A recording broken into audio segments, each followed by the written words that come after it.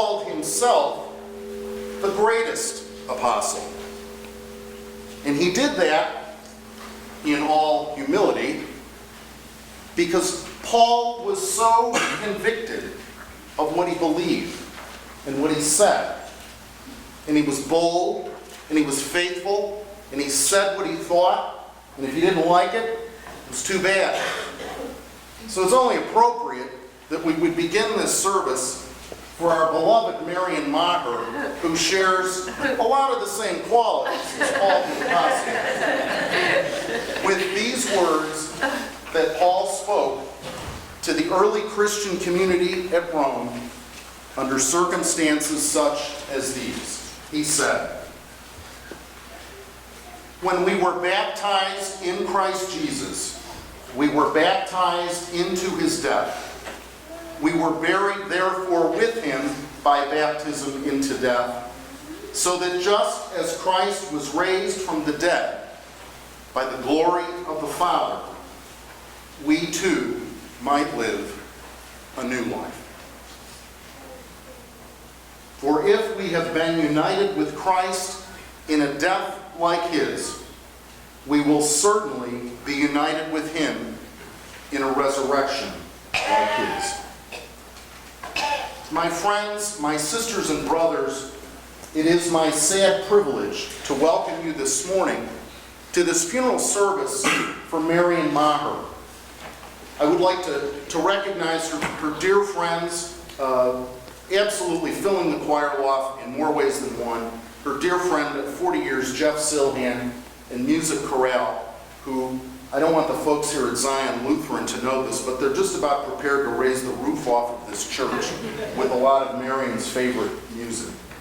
I would like to recognize Pastor Grayson Van Camp, who is co-officiating at the service this morning, and Father Brian Welter, who is on the staff at the University of St. Mary of the Lake Seminary in Mundelein. But what is even more prestigious about that is that he spent his early Christian formative years at Bradley University with Philip and John Maher. So we're very happy to have Father Brian with us this morning. And I would be remiss to not mention Marian's good friends who are directing this funeral: Jim Trollia Jr., Michael Arrico, Jim Sheehy.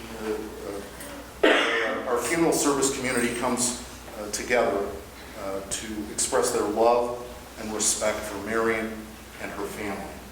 I would invite you now to join us in singing number 855, "Crown Him with Many Crowns."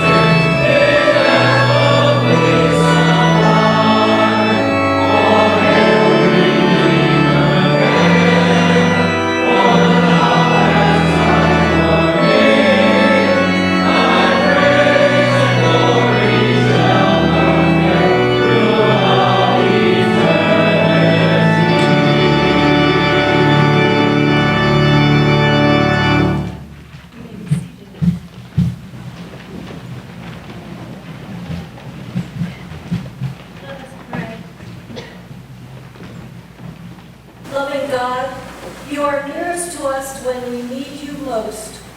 In this hour of sorrow, we turn to you, trusting in your loving mercy.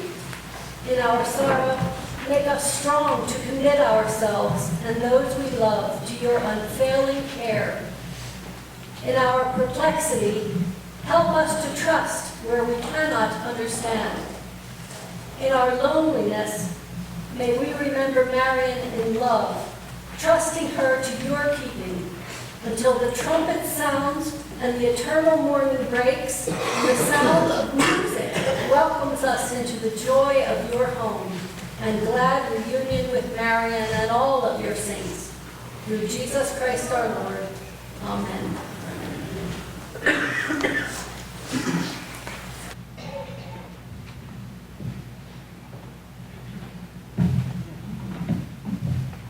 Hi, my name is Michael Toger. I grew up around the block from the Mahers, but I really grew up at 10628 Whipple.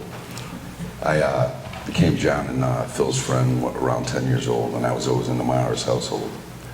And it was a unique household to me because my household was male dominant, and when I came over to the Mahers, I started realizing, the straw that really stirred the drink was Mrs. Maher.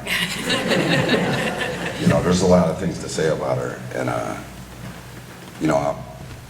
I'm nervous right now, and I was thinking this morning, like, she would be the person that I would have went to this morning to talk to her about, how I'm nervous and I need some confidence, and there's a lot to say, she was the head of the PTA, she was a real estate agent, she was an organist, she was a choir director. But like I said, the most I loved about her was she was a wine enthusiast. And, Mrs. Maher was always special to me.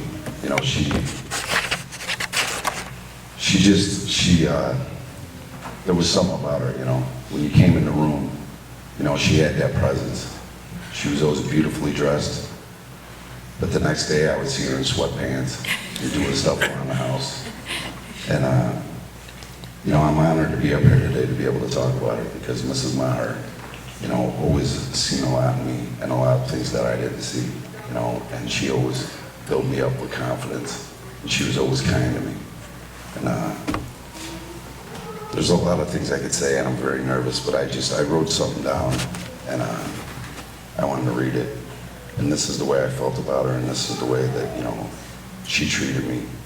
And she instilled in me confidence and comfort at times when I was young and fearful. I've had my own unique journey, and it's been a challenging one, and I'm still on it. But Marian, Mrs. Maher, never judged me, never told me what to do. Instead, she listened to me, she recognized me, she instilled in me hope that I did not see yet. Today, I realize how smart she was, because she always told me, you'll find your way, and you'll find it on your own time. This is all, I came home on Christmas, and I live in Boston, and I haven't spent Christmas with the Mahers in many years. And I came home, and me and Philip were talking, and my life was starting to change, and I came back, and I spent a good 5 hours at the Maher's house on Christmas Day. And I was going back and forth when this was going on for the last 40 days, and there was a lot of anger, a lot of disbelief, and I found some acceptance because I realized that I was there on Christmas for a reason. She got to see me, she got to understand how well I was doing. And I know she was so proud of me. And I think how difficult, this is. And, like I said this morning, I would have got up and talked to her. And I was very worried about the Mahers. And I was thinking, oh my God, but what are we gonna do without her? But then I realized, and I came home, and I started seeing everything. And I started seeing that Mrs. Maher is so very much here in Julie. Because I seen Julie and I seen her handle everything, and I seen her organize everything, and I seen Mrs. Maher's strength and her beauty and everything in Julia. Julie had her children, she was helping us, she was organizing, and I was just thinking like, wow, how proud her mother would be of her. And I was thinking, you know, and that's what she wanted, you know. Me, John, and Phil, you know, at times we pressed that love. But when Julia walked in the room, you know, Mrs. Maher's like, her smile always got brighter. And I kind of annoyed me because it took the attention away from me.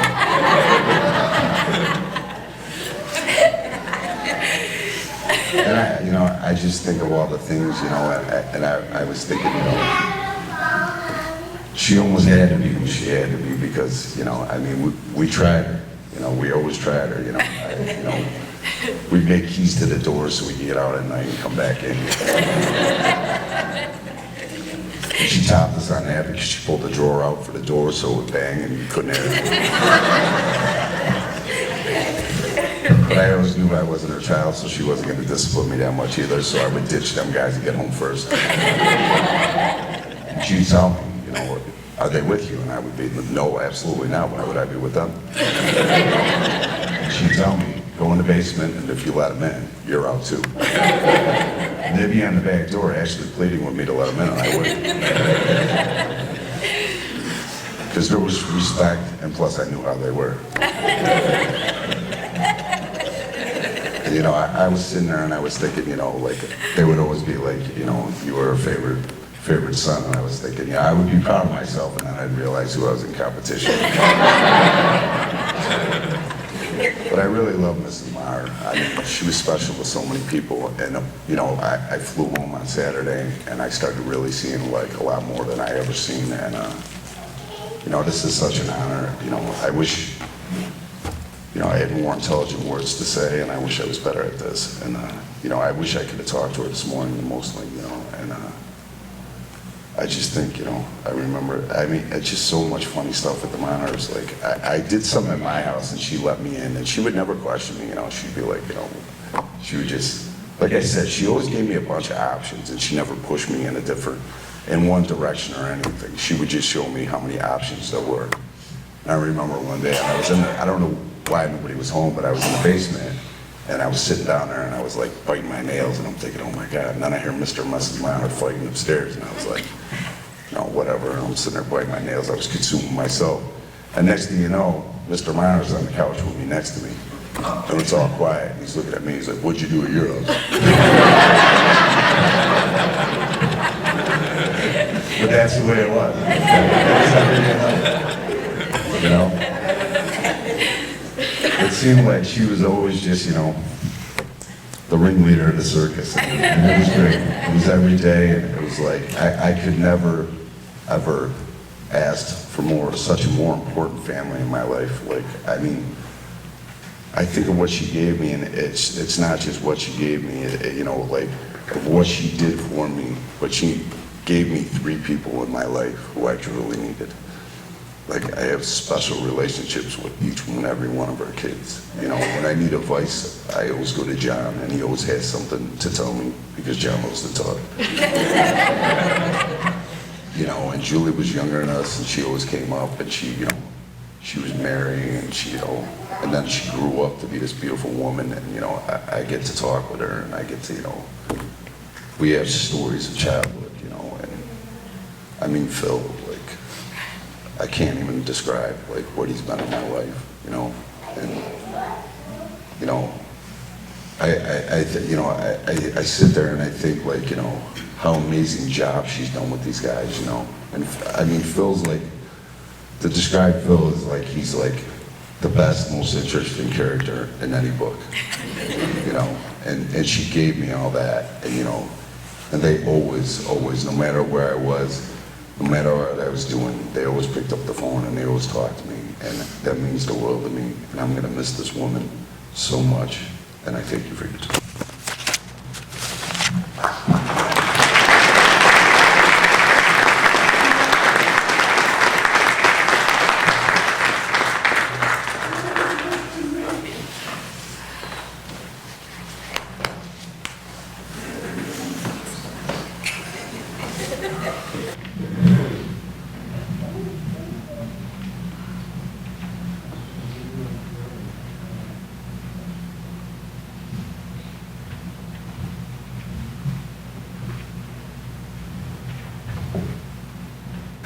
I'm not going to use this thing. Sorry. If you can't hear me, Jeff in the back, he'll wave to me and I'll up the volume. Thank you, Jeff, for your help. In life and in death, we belong to God. We say this and we live this because we are Easter people. We are people of the resurrection. Over the years, I have stood up to do this kind of thing many, many times, maybe too many times. In fact, I've stood up probably 100 times with Marian at the organ over at Beverly Ridge. So, dear Marian, I get to speak one more time, as they say, once more with feeling. Indeed it is and will be. But first, I need your help. Question: how did you get here this morning? Or more precisely, what motivated you on a dark, rainy, cold April day to get to this time and this place? There's a one-word answer. Anybody got it? Marian. Thank you. Another, what context did she pull you into her orbit, into her network? And this is where I do need your help. There are so many different relationships that she was a part of. So let me start by asking it this way. How many of you came into Marian's orbit by way of PTA, community, neighborhood activities? Put up your hand. Okay, that's good. Right, down. How many came into her orbit through her work in real estate? Okay, got a few. Did she sell you a house? Yeah? Oh! Okay, good. I was hoping that would happen. How many, and the room is going to go up on this one, how many came into Marian's orbit via musical activities? Everybody in the choir up the back. Handful down here. How many came into Marian's orbit through church activities? Four. Very good. How many through Beverly Ridge Funeral Home? Quite a few. Now, did anybody not raise your hand? How did you come in?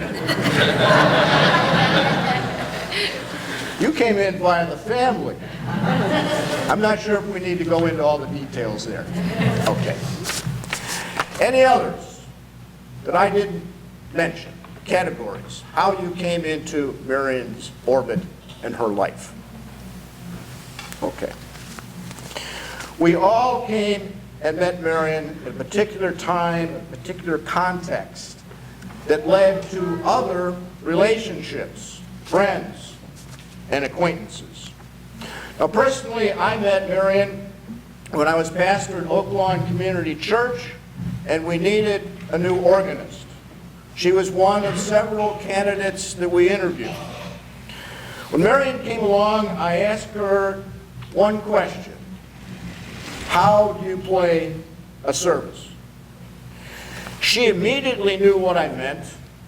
The kind of thing that an organist does when the pastor wants some long prayers, a little organ underneath. Opportunity in the congregation to sing happy birthday to people. I worked with an organist once in a church who had to get the music out to play happy birthday. Not Marian. She could do cultural things, like take me out to the ballpark. Seasonal music, whatever it was, she could do it. It was an automatic hire. Marian was our new organist. And then the connections started. You see, in terms of Malcolm Gladwell's book, The Tipping Point, he has a little piece in there called The Law of the Few. And in that law, there are people and categories, and one of those categories is a connector. As he puts it, sprinkled among every walk of life are a handful of people who truly extraordinarily knack of making friends and acquaintances. They are connectors. Within a short space of time, Marian connected me to Beverly Ridge Funeral Home for an occasional service. Next to the Silhan family, Art, Jeff, the whole crew of the music chorale.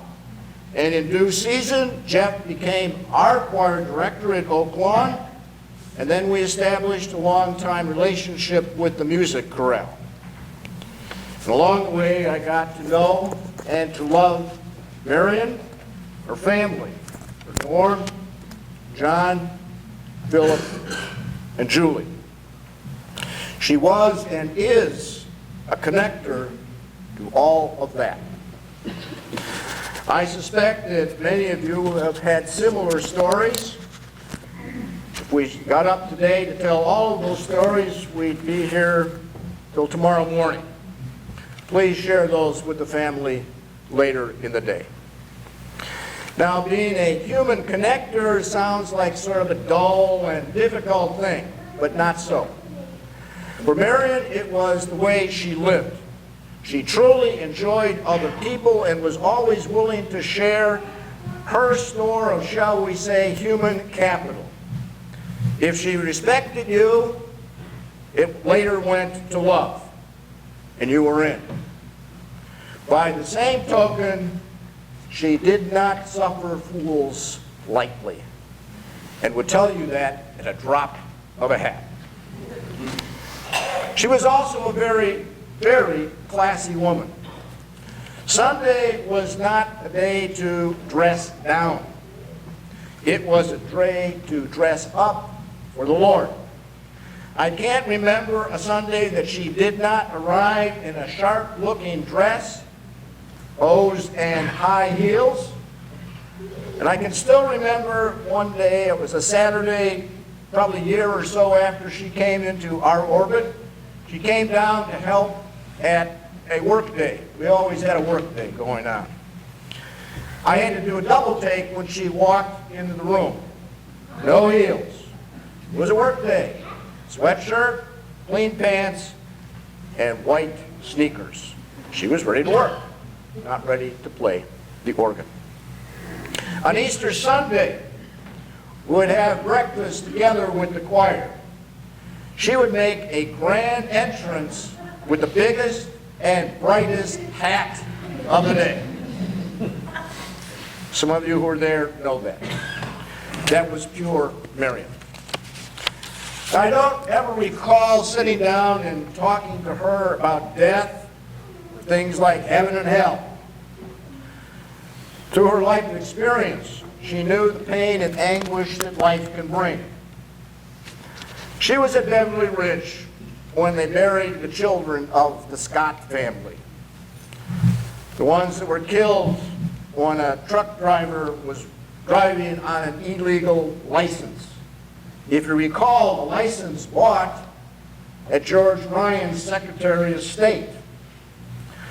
I don't know. Illinois never seems to get out of the corruption business.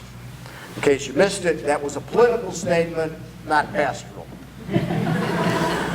So Marian was close to the times and to the places when individuals and families were in pain. And I think that is one of the reasons that she could show love to other people. You know, she did a lot of that through her music.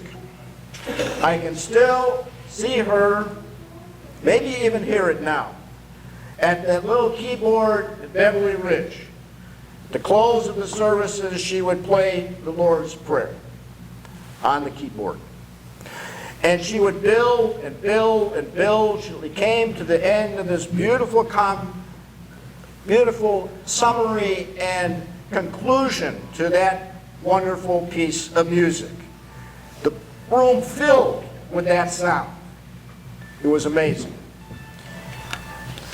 I think she must have used that little organ. I don't know how she got that kind of sound out of the instrument. Marian was also a tough person. With the love that she shared with her family, she also gave them practical lessons. Don't be offended, I'm going to tell a story. That's okay. John was telling me not too long ago that when he was in the military, he was finishing up a battery of psychological tests for one of those groups that he was a part of. Instructor came up and said, "Mr. Maher, who was the most influential person in your life?" "My mother." "What did she teach you?" "How to duck."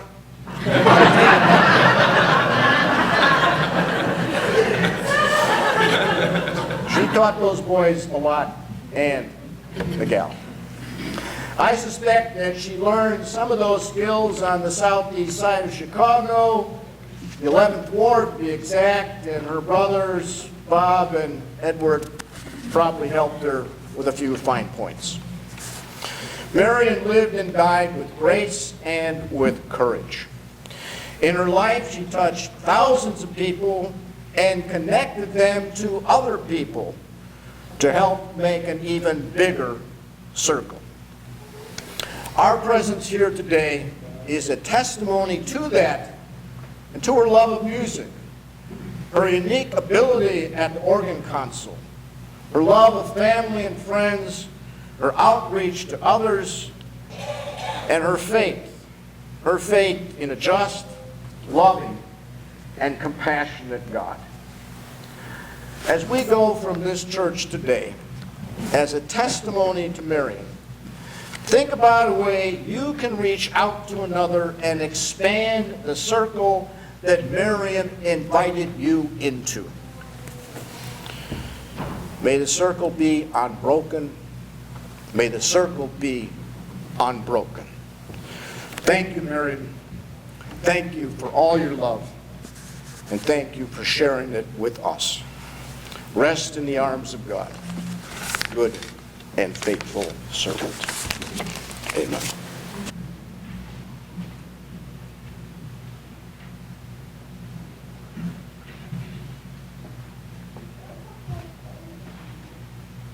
Approximately 30 years ago at this time, Marian was seated at that piano, and I was the choir director standing right in the middle of the aisle.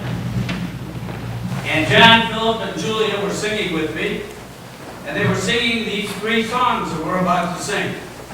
Now, I will promise you that every funeral you ever attend from now on, you will never hear these three songs. That makes Marian really unique.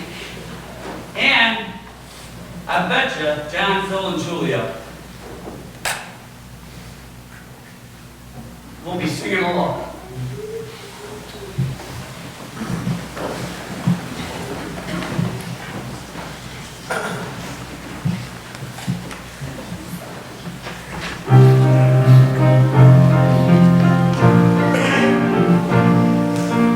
Every morning is Easter morning from now on. Every day's resurrection day, the past is over and gone. Goodbye guilt, goodbye fear, good riddance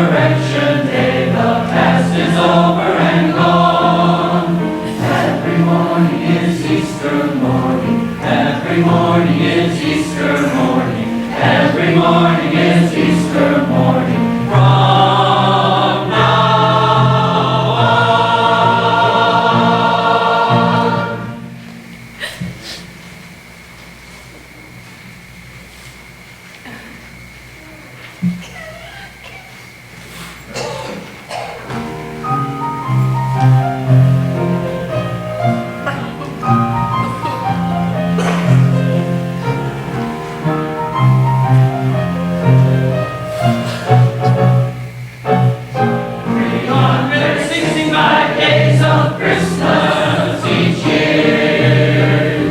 365 days of Christmas each year. Every day of the Hindu's month, God's love shining all the one. 365 days of Christmas each year.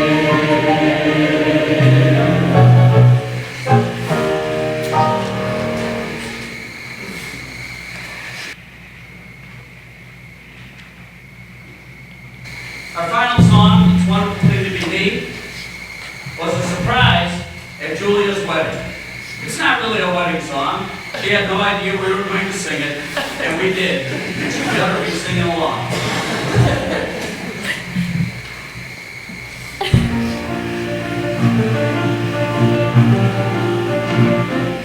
When I wake up in the morning and I see a new day dawning, and I see the sky above me, and I know somebody loves me, then I want to stand and shout it, tell the whole wide world about it. It's a wonderful thing to be me. I can hear the birds a-singing, and I feel like singing with them, and the breeze is softly blowing. In my heart I feel a growing, for this day is just beginning. All at once I gather thinking, what a wonderful thing to be me, and to be free to walk along the river, free to tumble in the grass, free to chase away the gray clouds from the sky, free to take your hand and wander through the meadows and the fields, free to capture all the world and call it mine. I'm feeling fine. Oh, the day has ended sweetly, now the evening comes to greet me. In my mind I see tomorrow, no, it won't be filled with sorrow, for I see a new day coming, through the meadows I'll be running. What a wonderful thing to be me, and to be free.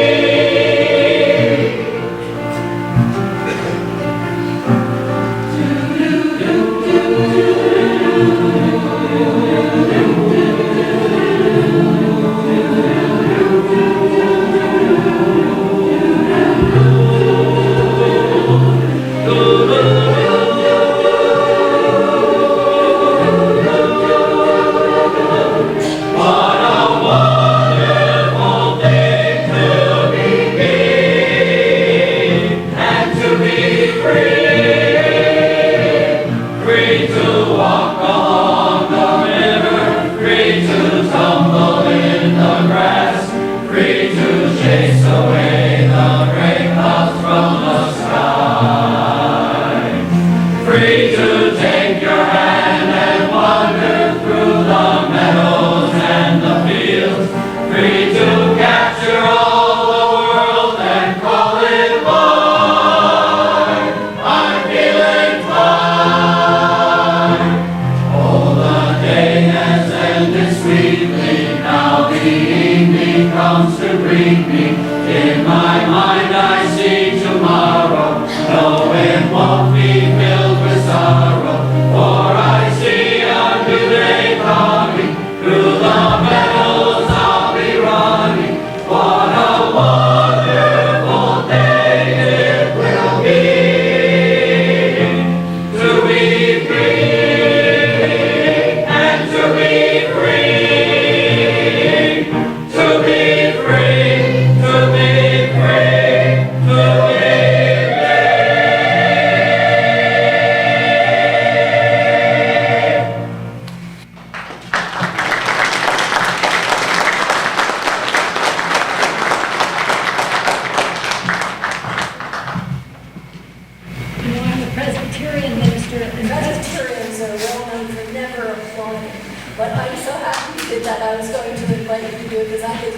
would like to.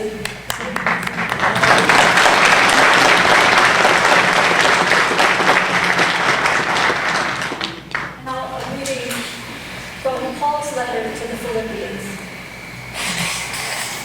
Always be full of joy in the Lord.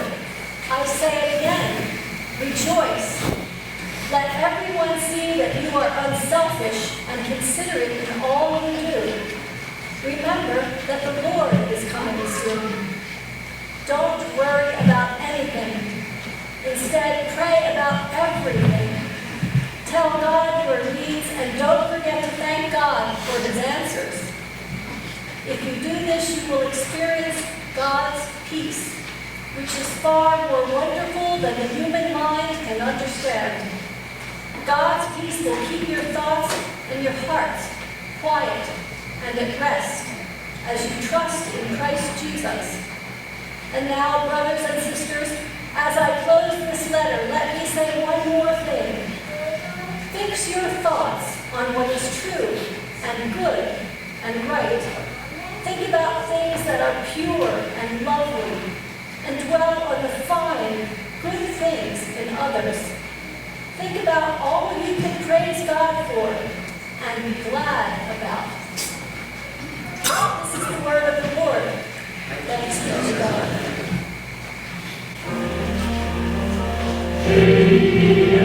Instrument of my peace.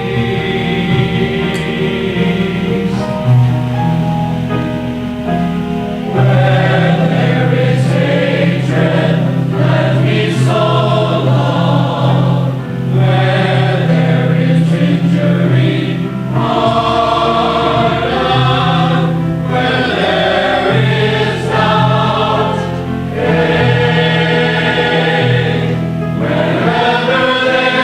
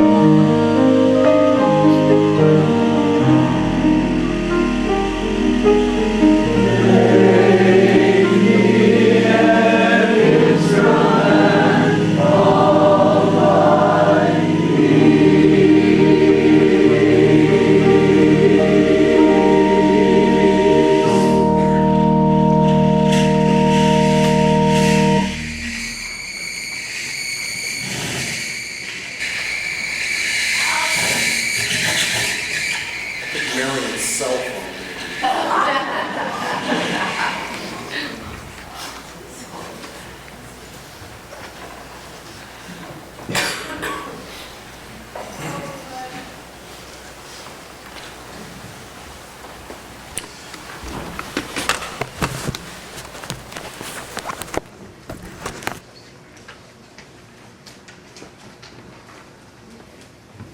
We turn our attention to the Holy Gospel of Jesus Christ as recorded by the evangelist Luke. But before we do, I have to tell you that Marian took umbrage at this reading. She took umbrage with what Jesus is about to say in this reading. And so, for Marian's sake, I'd like to do something that they used to do on a soap opera. If the regular actor or actress from a soap opera couldn't be on the show that day, the narrator would come on at the beginning and say, the role of Erica Kane today will be played by Carol Burnett or somebody. So, for the purpose of this gospel, that it might have more meaning for us, the role of Martha at Bethany will be played by Marian Maher of Whipple. As Jesus and the disciples continued on their way to Jerusalem, they came to a certain village where a woman named Marian Maher welcomed him into her home. Her sister Mary sat at the Lord's feet, listening to everything that he taught. But Marian Maher was distracted by the big dinner she was preparing. This next part would be hard to believe. Marian Maher came to Jesus and said, Lord, doesn't it seem unfair to you that my sister just sits here while I do all the work? Tell her to come and help me. But the Lord himself said to Marian, my dear Marian, you are busy about many things, worried and upset over all of these details. But there is only one thing that you should be concerned about. Your sister Mary has discovered it, and she has chosen the better portion.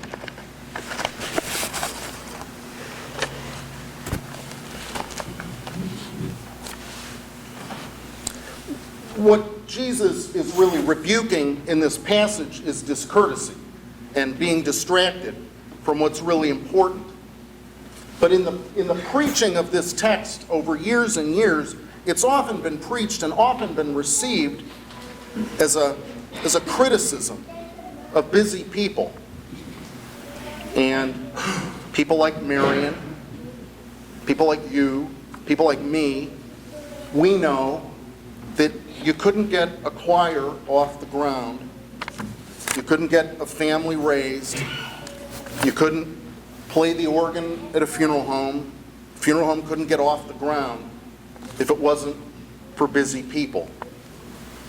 So Marian took exception to this passage. And I preached it a couple of years ago at Oak Lawn Community Presbyterian Church. Marian was, in my opinion, an unconventional church organist. She was an unconventional funeral home organist. She was an unconventional funeral home employee. Those are all compliments, by the way. I'm also an unconventional minister. And so Marian and I would talk about the songs that we were going to do for the Sunday service. And we would talk about that on Saturday night at 8 o'clock or 9 o'clock or sometimes 10 o'clock. I have a hunch that conventional ministers and conventional organists probably do that sooner, maybe weeks sooner. But we did it at the last minute because we were busy about many things. So Marian said, what are you preaching on tomorrow? And I said, well, Mary and Martha. And she said, oh no. She She said, not the one where he bawls out Martha. I said, yeah. I said, you don't like that? And she said, heavenly days. Wouldn't it be lovely, lovely to sit at the foot of the Master while all the work gets done? Summing up the people that have been defending Martha for 2,000 years, Marian put it very well. I met Marian in 1980 when I went to work. I went to work at Beverly Ridge Funeral Home as a younger, thinner, pre-mortuary school student. And Beverly Ridge was a very serious place. James Malka, the founder of Beverly Ridge Funeral Home, very serious man. And I learned a lot there. And I wouldn't trade the 4 years I spent there for anything. And I learned two things in particular from James Malka himself. One was how to mop a floor, and the other was how to be diplomatic. Mr. Malka could talk to anybody about anything. He could diffuse a troubled situation, deal with tragic situations, difficult people. He had a lot of finesse and a lot of tact and a lot of diplomacy. And then came Marian Maher.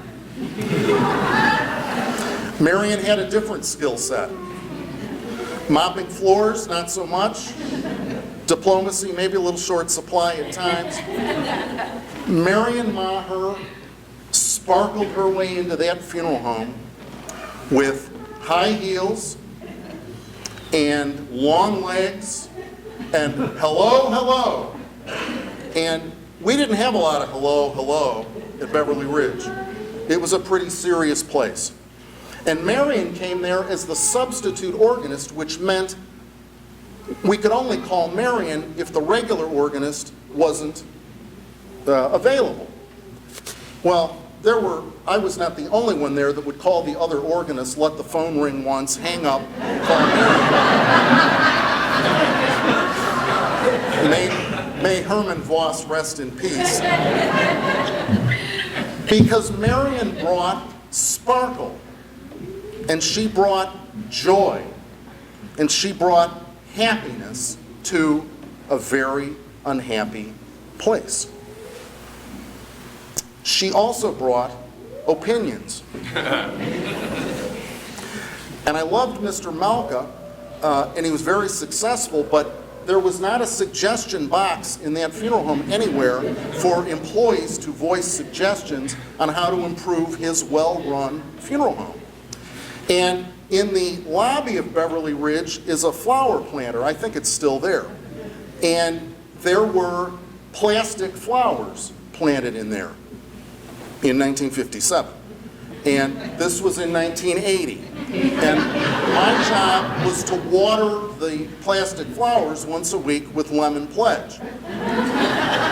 And Marian Maher sparkled in one day and said to Jim Malka in front of several of us, "When are you going to get rid of these crappy flowers?" Several of us dived for cover for fear that the fur would fly.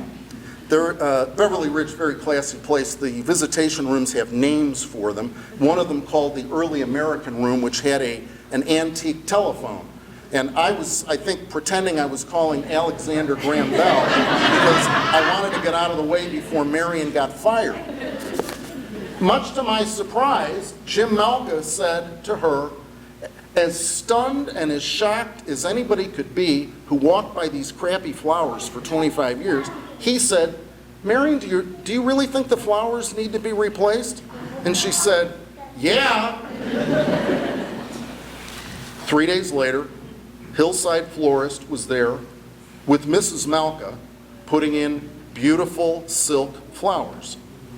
And Eleanor Malka said, "I've been trying to get Jim to recarpet our house."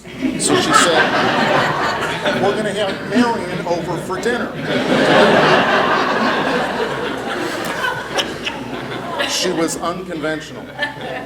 She was absolutely unconventional. And the first half dozen times, the first half dozen times that a pastor would hand her his or her order of service, and again, you know, the conventional organists, yes, pastor, yes, father, yes, reverend. I mentioned she's not a conventional church organist. She'd get the order of service, and she'd say, well, you don't want to do Amazing Grace here. You want to do it there, and you should have Abide With Me at the end because it's more soothing. And the first half dozen times I cringed because I thought, oh, the pastor's going to be upset. It took me a half dozen times to realize that the pastors appreciated that she had an insight and a perspective that they didn't have. But she was busy about many things. She was raising 3 kids. She was married to Norm. She was peddling real estate. She was the choir leader, music director at Grace Church at 59th and Albany. And in time, she became not only the regular organist at Beverly Ridge, but she was the office manager there. And she was also the organist at a half a dozen other funeral homes. So she'd be working at Beverly Ridge. We had typewriters in those days. Turn the typewriter off, go play the organ for a funeral. Come back, turn the typewriter on. Turn the typewriter off, drive to Van Henkelum Funeral Home, play a funeral there, and come back. And when she wasn't doing that, and you've heard people talk about it this morning, neighborhood organizations, PTA, all the stuff with the kids, all the stuff with the neighborhood, she was busy about many things. Jim Trolley, I love this. He referred to Marian Maher as the boss lady of Beverly Ridge Funeral Home. I love that, and he loved that. And Marian was a leader. And like St. Paul the Apostle, she was confident about what she thought and about what she believed. And another thing that Jim mentioned was Marian didn't brag about her kids. She didn't brag about her kids the way a lot of people do. A lot of people do. My kid goes to a better school than your kid goes to, this kind of stuff. She didn't do that. And it wasn't because she didn't have plenty of things to brag about, and it wasn't because she didn't have plenty to say, but she was confident. And she passed her confidence on to them. She didn't need our adulation to know that she and Norm had raised fantastic, that doesn't even scratch the surface, but fantastic kids. Now that doesn't mean if you asked about them, it doesn't mean that you would get a long story. I mean, I started a lot of funerals late because I said one of 4 questions. How's Norm? How's Phil? How's John? How's Julia? She was busy about many things. And Marian was, I believe, in my experience with her, Marian was the center of attention. A lot of people are the center of attention because they seek attention. A lot of people are the center of attention because they seek the spotlight. Marian didn't seek the spotlight. Marian was the spotlight. Marian brought the spotlight with her. She was the spotlight. At church, I'm there every other Sunday. Every other Sunday, church didn't start until Marian got there. She would walk in with the hello, hello, and the faces would light up, and oh, Marian's here. Now, we now realize that part of that is because we sing horribly without her, but people were happy to see her. We were always happy to have her with us. And in every sermon that I preach, at that church, I think every sermon has to answer a simple question. One question. Choir, can you help me with that question? Please. So what? It's Marian's favorite part of the sermon, and she loved yelling out, so what? Because she wanted to know what was the point of what I was talking about. So this is the answer to the so what. We need to honor our grief. We need to honor our grief. It's good that we can laugh. It's good that, and Marian has given us a plethora of things that we'll always be able to laugh about and have joy in. But we have to honor our grief. And sometimes we short-side, we short-circuit, we demean our grief by trying to put pretty little bows on complicated things. And we all do it. I'm not criticizing anybody. But we say things like, God needed an angel, or that this was God's plan, or that this was God's will. And we don't have to agree on that. But I don't think Marian didn't die because God needed another angel.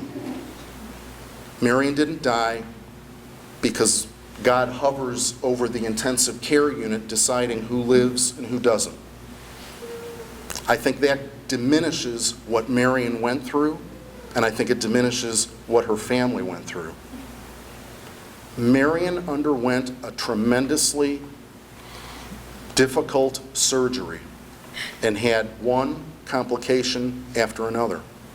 And through it all,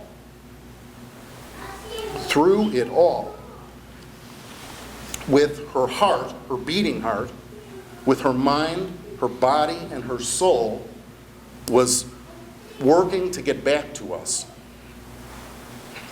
And the medical community was working under direct supervision of the Holy Spirit and Julia.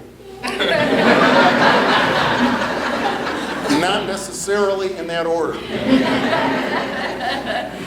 So we have to honor our grief. We have to honor our grief. And secondly, we have to honor our busyness. We're busy about many things, but we have to honor our busyness and also do what Jesus was asking Martha to do in the passage, which is to not lose sight of what's most important. And I have to say to you in all regret this morning that having known Marian for 36 years and having considered her, and she was as loyal a friend as you could have. If she was in your corner, you didn't need too much else in your corner.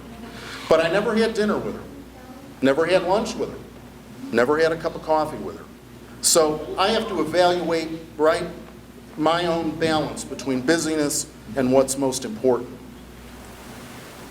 And the last so what is that I think Marian might be very surprised at the change in the script, because we read this gospel this morning as though the role of Martha were being played by Marian. But I'm not so sure. On February 24th, following several cardiac arrests, Marian never woke up. That was 37 days from February 24th to April 1st. Now, we know what we were doing, right? And I can tell you, her family was, bedside with her constantly for those 37 days.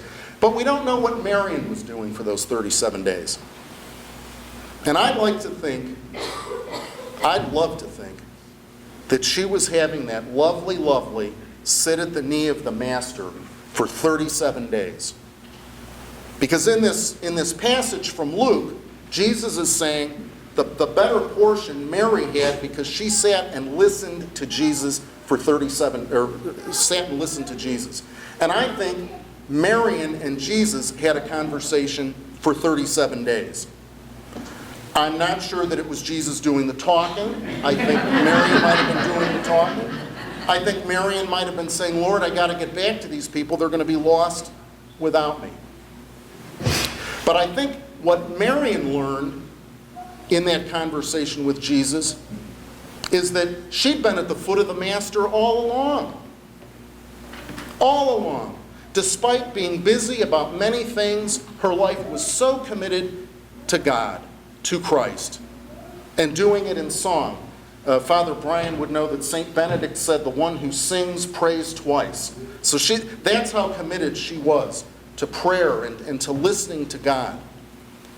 And I mentioned this to John and Julie at the hospital. It occurred to me that over the 36 years at Beverly Ridge Funeral Home, she played the organ for thousands of funerals. And that's not counting the funerals she played at other locations.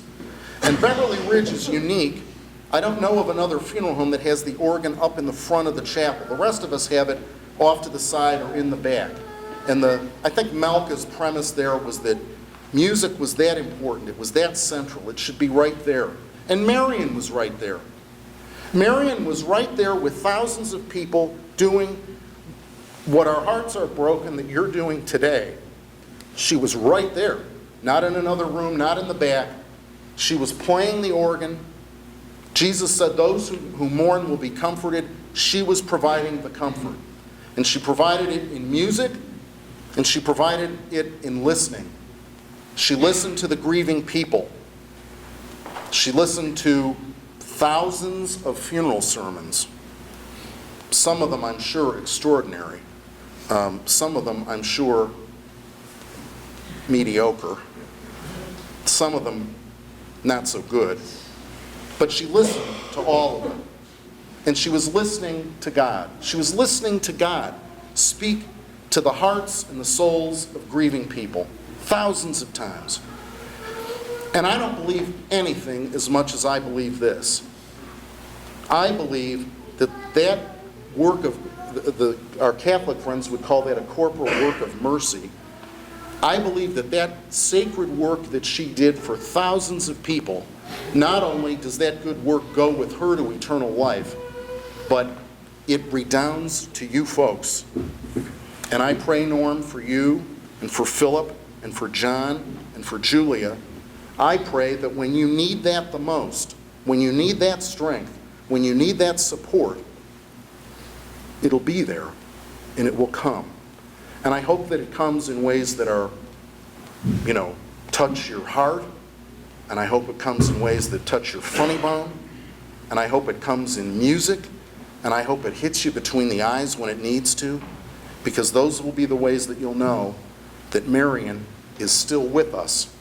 And I know that in her conversation with Jesus, he said, "Well done, good and faithful servant."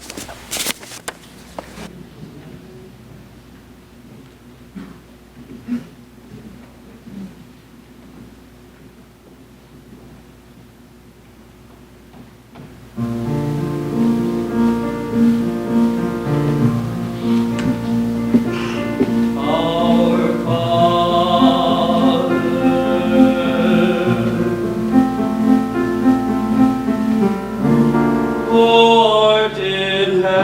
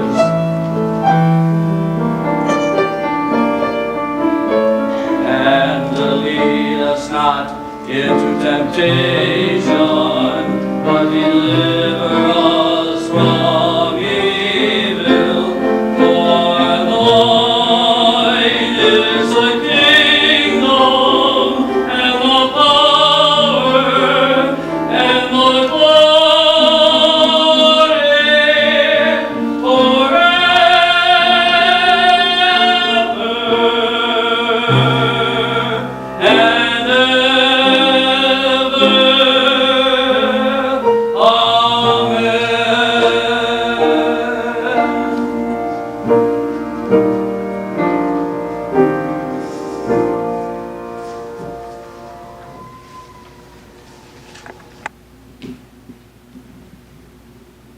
Pray with me, please.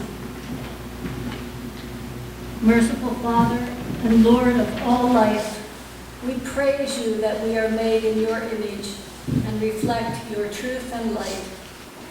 We thank you now for the life of your child Marian, for the love she received from you and showed among us.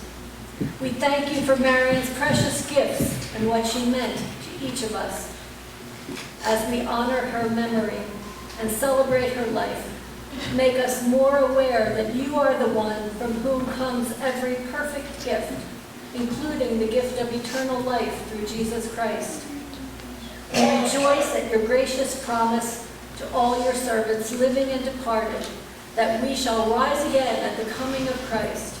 And we ask that in due time we may greet in glory our sister Marian and all those we have loved and lost. In Jesus' name we pray. Amen. Holy God, you only are immortal, the creator and maker of all. We are mortal, formed of the earth, and to earth shall we return. This you ordained when you created us, saying, you are dust, and to dust you shall return. All of us go down to dust, and even at the grave we make our song, Alleluia, Alleluia, Alleluia. Into your hands, O merciful Savior, we commend your servant Marian.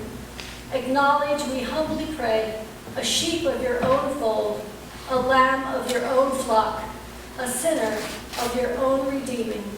Receive her into the arms of your mercy, into the blessed rest of everlasting peace, and into the glorious company of the saints in light. Amen. And now, brothers and sisters, will you stand and sing with me hymn number 631. Thank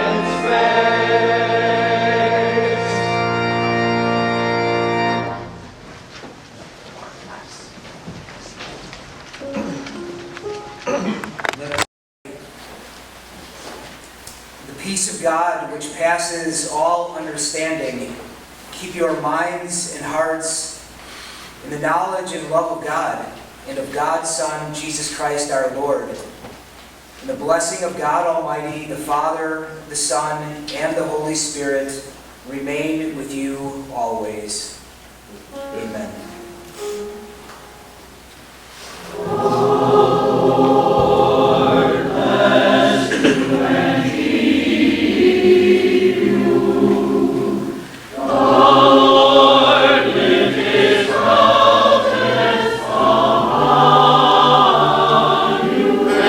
Give you peace.